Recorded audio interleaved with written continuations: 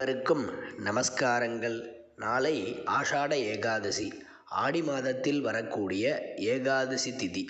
உபவாசம் இருப்பவர்களும் மற்றும் உபவாசம் இருக்க முடியாதவர்களும் கூட இந்த 7 ரிஷிகளால் கூறப்பட்ட ஒரு உன்னதமான வெங்கடேஸ்வர சரணாகதி ஸ்தோத்திரத்தை கூறி நாளைய தினம் வழிபட நமக்கு பயம் நீங்கி எடுத்த காரியம் அனைத்திலும் வெற்றி கிடைக்கும் என்பதற்காக இந்த பதிவு.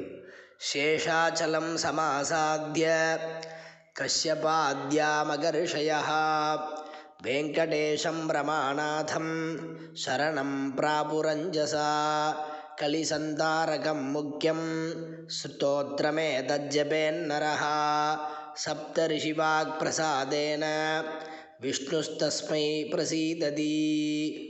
கஷ்யப உவாச்ச ख्यातिक्रीमन्दविद्यायाः प्राप्यैव परदेवता कलौ श्रीवेङ्कटेशाख्या तामहं शरणं भजे. अत्रिर्वाच अकारादिक्षकारान्त वर्णय्यः प्रतिपाद्यते कलौ स वेङ्कटाशाख्य शरणं मे रमापतिः.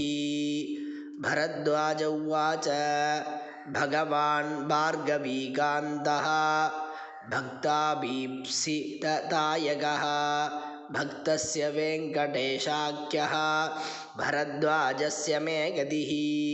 विश्वामित्र उवाच विराट् विष्णुर्विधाता च विष्णुविज्ञानविग्रहः विश्वामित्रस्य शरणं वेङ्कटेशो विभुसता. गौतम उवाच गौर्गौरीशप्रियो नित्यं गोविन्दः गोपतिर्विभुः शरणं गौतमस्यास्तु वेङ्कटाद्रिशिरोमणिः.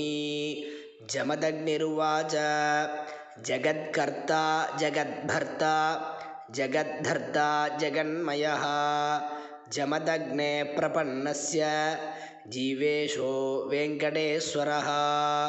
वसिष्ठ उवाच वस्तुविज्ञानमात्रं यः निर्विशेषं सुखं सचत् तद्ब्रह्मैवाहमस्मीति वेङ्कटेशं भजे सता. सप्तर्षिरुचिरं स्तोत्रं सर्वदा यः पठेन्नरः सोऽभयं प्राप्नुयात् सत्यं सर्वत्र विजयी भवेत्. इति सप्तऋषिभिः कृतं श्रीवेङ्कटेश्वर शरणागतिस्तोत्रं सम्पूर्णम्. नमस्कारम्.